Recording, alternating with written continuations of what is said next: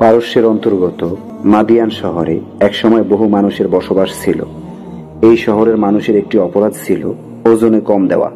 তারা পণ্যদ্রব্যের পূর্ণ মূল্য আদায় করত, কিন্তু ওজনে কম দিত।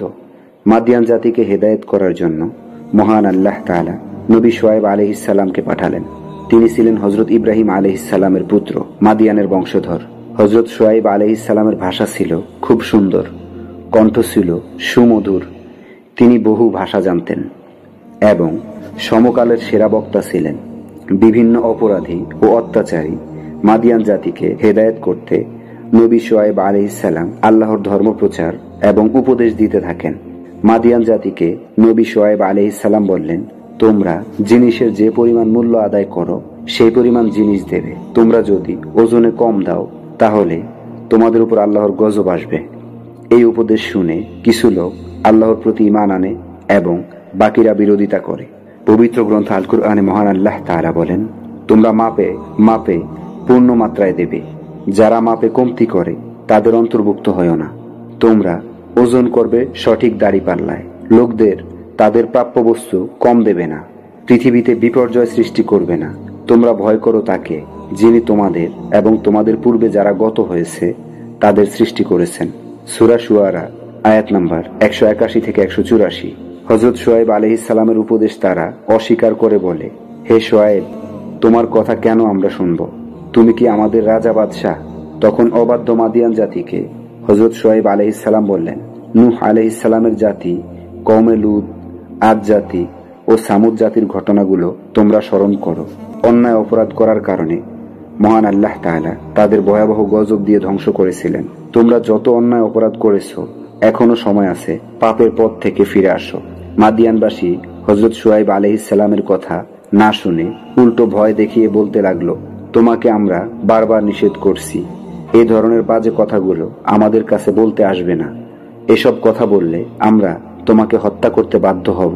তাদের এই ধরনের কথা শুনে হযরত শুআয়ব আলাইহিসসালাম নিরাশ হয়ে পড়লেন। তখন ফেরেশতা হযরত জিবরাইল আলাইহিসসালাম এসে বললেন, হে আল্লাহর নবী, আপনার অবাধ্য কওমের প্রতি আল্লাহ তাআলা অচিরেই গজব নাজিল করবেন। আপনি এবং আপনার সঙ্গে যারা ঈমান এনেছে তাদের নিয়ে অন্য দেশে চলে যান। হযরত শুআয়ব আলাইহিসসালাম তার পরিবার ও 1700 মুমিন অনুসারীকে নিয়ে দেশ ত্যাগ করলেন। মাদিয়ানবাসী বলতে লাগলো, তোমরা আমাদের ভয়ে দেশ ছেড়ে পালিয়ে যাচ্ছ। জবাবে শুআয়ব আলাইহিসসালাম বললেন, আমরা পালাচ্ছি না, বরং আল্লাহর নির্দেশেই দেশ ত্যাগ করছি, কেননা এ দেশে আল্লাহর গজব আসবে। এই কথা শুনে তারা হাসাহাসি ও বলাবলি করতে লাগলো, দেখো সে এখনো আমাদের ফাঁকা গুজবের ভয় দেখাচ্ছে। হযরত শুআয়ব আলাইহিসসালাম তাদের কথার জবাব না দিয়ে অনুসারীদের নিয়ে চলে গেলেন। অবশেষে মাদিয়ানবাসীর অবাধ্যতা ও কুফরির কারণে, ওজনে কম দিয়ে মানুষকে ঠকানোর কারণে আল্লাহর আযাব নেমে আসে। মাদিয়ান নগরে প্রচন্ড তাপদাহ শুরু হয়। গরমে সবাই অতিষ্ঠ হয়ে ওঠে। শীতল পানিতে নেমেও গরমের কবল থেকে বাঁচা যাচ্ছিল না। এমন প্রচন্ড উষ্ণতার দিনে একদিন হঠাৎ করেই তাদের বসতির অদূরে একখণ্ড মেঘ দেখা গেল। গরম থেকে রক্ষার জন্য কেউ কেউ মেঘের ছায়া আশ্রয় নিল। দেখা গেল মেঘের ছায়ায় সুশীতল বাতাস প্রবাহিত হচ্ছে। মাদিয়ানবাসী এটাকে তাদের জন্য আশীর্বাদ ভেবে সেই মেঘের ছায়ায় জড়ো হলো। মূলত এটা ছিল আল্লাহর আযাব। সবাই সমবেত হওয়ার পর এমন এক বজ্রপাত আরম্ভ হলো যে কলিজা ফেটে তাদের সবাই মারা গেল। ভূমিকম্পও হলো। প্রচন্ড আযাবে তাদের বসতি একেবারে বিরান ভূমিতে পরিণত হলো।